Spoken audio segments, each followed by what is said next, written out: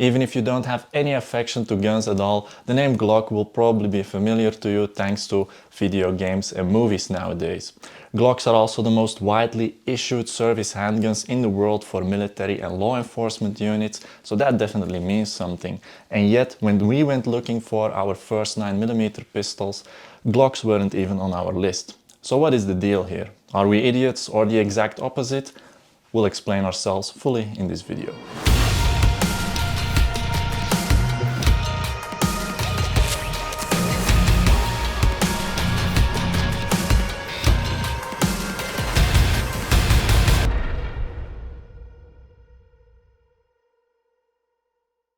So in order to do this, we will go over our personal experience with Glocks and talk about our findings.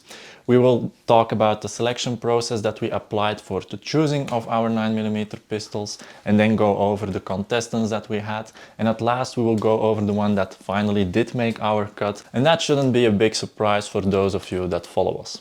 If you're somebody that hates surprises, well, then subscribe to the channel and hit the bell button so you don't miss out on anything. Also, make sure to visit ReconBrothers.com to support this channel and at the same time treat yourself with some nice tactical products, because we only sell the good stuff and we men deserve something nice as well. So all your support is appreciated. But first, let's begin with some bros advice. So brother behind the camera, what do you have today? Well, don't buy something just because the brand is well known, and this doesn't just relate to guns but also to gear. Especially in this industry, a lot of well-known products are simply overpriced nowadays, and even if they are good, the price still needs to be justified. We've also learned that such companies are usually in such a good spot that they've somewhat become lazy and don't innovate anymore. This results in newcomers sometimes becoming way better for lesser money. And take it from us, because we, for example, use Cry Precision uniforms, we sold Opscore products as well as Surefire products, and all stepped away from them with good reasons. This is also the main motive for why you don't find some of these brands on our webshop. So let's begin with our experience with Glocks first. Way back before we even started shooting at a shooting club, back in Belgium that was, we were already shooting with Glocks on tactical courses. Now don't ask us which models they were exactly, because to us they look all the same, and most people will probably agree with this. Anyway, what we can tell you is that we both used stock Glocks as well as highly Gucci pimped out ones. Now it might sound strange, but in our experience stock Glocks always performed way better than the upgraded ones, and this especially in terms of misfires and double feeds. Now at first we didn't know exactly why this was happening, but now we know that these so-called upgrades actually do more harm than they do good. And that is actually quite logical, because if you change the barrel, trigger, springs and whatnot, you're altering the engineering that went into these things, and that is in the end what creates its factory reliability. Now once we began our journey into the sport shooting world, we had quite a long process to undergo before we could actually acquire a 9mm pistol. So for that we had to rent guns in order to learn the basics. And obviously during these lessons we used Glocks too. So you can definitely say that we have a good amount of experience with Glocks, and that is not just limited to your typical static flat range shooting. Move.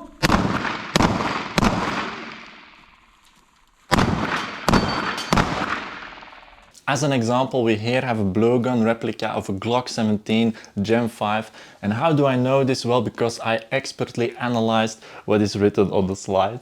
We were able to lend this one from a partner to show you some stuff, because obviously we do not own a Glock ourselves. Anyway, let's talk a bit about what we think of Glocks after using them for so long. First and foremost, from a pure personal standpoint, we never liked the design of a Glock, and especially the ergonomics. The blocky design never appealed to us, and gripping it is not the most comfortable thing there is. The fact that it is so blocky just doesn't make it pleasant to hold. It's like holding a PlayStation 1 controller while there is an Xbox Series X controller available. If you're a gamer, then you know what this means. And if you think about it, this is quite a spot-on similarity actually, because the base design of the Glock that everybody still uses nowadays dates back from the 80s, which is actually 10 years older than the first PlayStation. So you get the point. Furthermore, the stock plastic sides have always sucked on a Glock, and it is known that they are prone to breaking. Luckily for us, we quickly switched over to red dot sights with our training after we proved that we could work with iron sights. The trigger on a stock Glock is probably amongst the worst you can find on a striker-fired pistol these days. The trigger feels very spongy and has an odd reset, but of course if you train with it, shoot it, dry fire it, whatever, then you will get used to it and of course break that trigger in a little too. It feels weird to say this, but to give you some sense of comparison, if you would take an airsoft pistol, its trigger, and score it as a 1 on a scale to 10, then a Glock, its trigger, is probably a 2 or a 3. At least that is what we would give it. Well, you can say, then I'll just buy myself a new trigger. Yes, you can, if you want to spend another 100 to 300 euros on a trigger. But we rather have something out of the box that just works and spend that money on something that actually helps us to improve with shooting.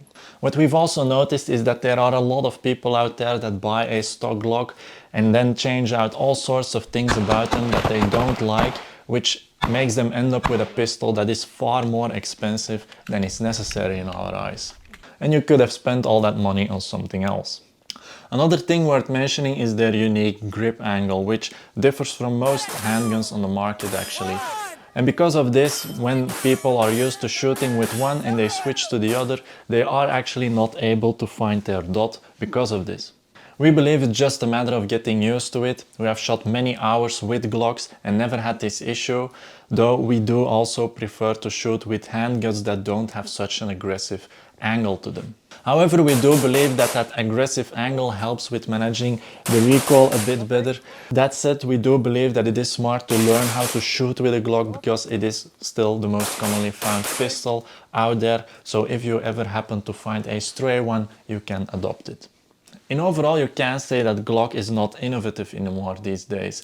It was revolutionary back in the day when it was released, but nowadays that is not the case anymore. I mean, looking at reviews from the Gen 5, you can see that Glock is basically making small tweaks on things that people have been nagging about for years, and by following the competition, which is basically altering the entire pistol market these days.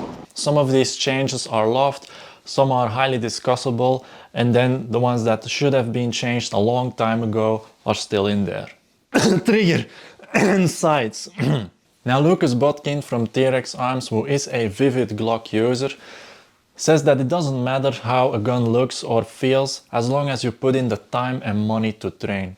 Don't just get a gun because of how it feels in your hands, or because of aesthetics, or maybe just because of where it was made. No, get a pistol that will truly serve you as an effective weapon, and then get out there and train. I can't stress it enough. Training is ultimately what matters. And we absolutely agree with that. But there is also another part to it, which is that you have to stay in the condition to keep on training. And that is where the feels part comes into play. We've had days where we literally grew an open wound on our middle finger from gripping Glocks, and take it from us, then it is no fun anymore to keep on training. Wah wah. In fact, Lucas himself got a so-called Glock knuckle on that exact finger, which is one of the deformities that he got because he shoots Glock so much. Check this out. Check this out. Check this out. See this finger over here? See how like slim it is compared to this one? This is what happens when you shoot like 200,000 rounds of Glocks. You get deformities and stuff. You get permanent channels in your skin, your flesh, and every time you shoot more than like 200 rounds of Glock, it opens back up. So yes, ergonomics does matter, especially if you train a lot, unless of course you want to have abominations of hands. Nevertheless, Glocks are reliable, safe, easy to maintain, decent to shoot, and they have a good track record. And on top of that, they are rather cheap, so that convinces many people and professional instances to use them. What's also good about them is that you will never have an issue finding spare parts or holsters for them, which can sometimes be a challenge for other pistol brands out there. For that reason, we always recommend to look this stuff up front before actually acquiring a pistol. Yet when my brother and I began looking into 9mm pistols, we immediately skipped Glocks straight away, because even back then we were already aware that there are far better striker-fired pistols on the market that are far more innovative straight out of the box. Since the process to own a firearm was pretty lengthy, we had plenty of time to figure stuff out and spend our money wisely. Plus it also allowed us to source things like red dots, flashlights, holsters and so on, because these are all things to consider. For the selection process, we decided to make an Excel file that showed the features of the models we were interested in. Also noting down the positives and negatives from information that we gathered from reviews, the manufacturers themselves, but also by shooting as much of these as possible ourselves. The features we were looking for were striker fired, full-size pistols, under 1,000 euros each, a tactical look, red dot ready, flashlight mountable, not something with a competition trigger as a CZ Shadow 2, because we believe those are just dangerous for the type of shooting that we do, mag capacity larger than 10 rounds, reliable and good ergonomics. The pistols we had our eyes on were the 6-hour P320, the 6-hour M17, the Canik Mete SFT, the Canik TP9 SFT, the HS SF19 aka Springfield Armory XD, this was before the release of the Echelon, the Smith & Wesson MMP9 2.0 and the Walther PDP. As for the 6 hours, the P320 lacked quite a lot of features we were looking for, and the M17 was basically over our budget. Plus, we never got a chance to shoot these ones ourselves. Also, after their release, there were a bunch of issues being brought to light, so we skipped these ones quickly. The Canics we shot a lot because the shop at our local gun range in Belgium was actually the distributor of it, and thus we could shoot any model that we wanted. Though one day when we wanted to shoot with one, we got our rental, but when we opened the box we saw there was a big crack in its slide. Obviously we didn't shoot it and brought it back and got something else, but that was kind of a turning point for us. The thing is, you never know what happens to these rentals, especially with some of the idiots you find on the range. But we have never seen a cracked slide on a pistol like this, and that made us wonder the quality of the materials that are being used. It could have been a single case, but we wanted to spend our money well, so it made us rethink our selection. Also now, after having had more training, some of the features of the Canics like the loaded chamber indicator and the striker status indicator are just not necessary. To us they are just more parts that are prone to breaking. And on top, holster compatibility here in Europe was very limited at that time. The HS SF19 looked very promising to us, but we didn't like the fact that they use polished magazines. Also, we never got a chance to shoot one ourselves. The MMP9 is a wonderful pistol to shoot, and to be honest, we kind of lost track why this one actually didn't make the cut. But if you're eyeing one, then you should definitely go for it because it is a great pistol. Then there was one left which was released 1 year before we could order ours, and that one was the Walther PDP.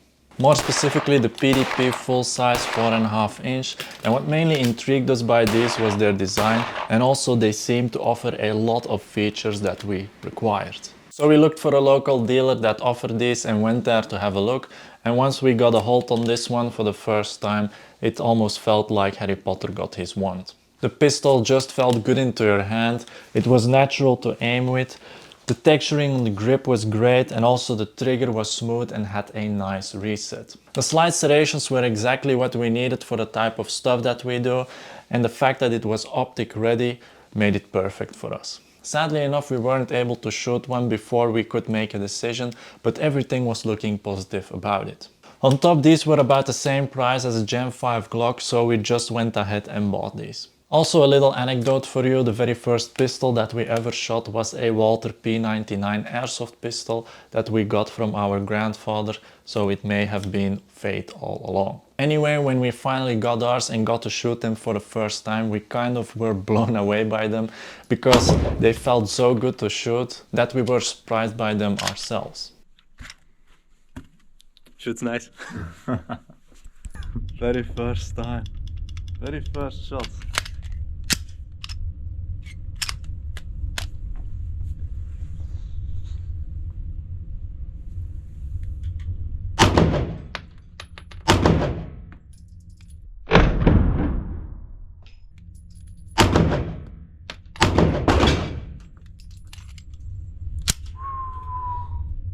Ever since then we have been using these and have been training with them, and of course have been taking them to courses.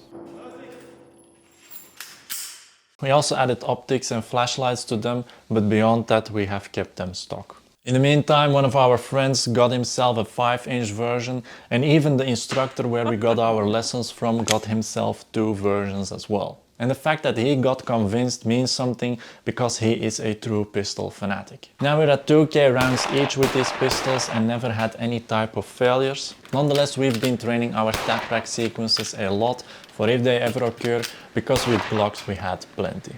In the end, every person that we know that got a PDP is very satisfied with it, and if you want us to do a review about it, let us know in the comments below. So brother, what do we want people to take away from this video? Well, we definitely don't want this to be a video about buying yourself a PDP and avoiding Glock. No, we want you to realize that you don't have to buy something just because other people tell you to. Because as a matter of fact, this is a mistake that is made by many, especially people that are just starting out. There are so many striker-fired pistols out there with great design features and that work just as reliable, and chances are high there is something out there that will fit your needs far better than a plain old Glock. If you like them, that is fine, then by all means go for it, but don't do it because some former operator is saying so. They get these things issued and usually don't have much of a choice anyway. No, do it because you yourself are convinced by it. It is your hard-earned money after all, and saving yourself the trouble of having to sell your new pistol can do a lot. Life is already hard enough as it is. So overall, be skeptical, test different stuff, do research by reading blogs and watching review videos. Look for something that fits your needs and that you like. And you will make a much smarter purchase that you'll be far more satisfied with in the end. I agree, but all of this doesn't matter if you don't train, because ultimately all that matters is your performance with these things. So rather than spending money on Gucci gear or upgrades, go to the range or take a course, because that is where the differences are made. So guys, let us know in the comments what you personally think of Glocks and how they compare to others, as we would like to discuss that further with you. That's all for this video. Make sure to leave a like, share this video to help us reach out to other people as well. Thanks for watching, and you'll see us next time again.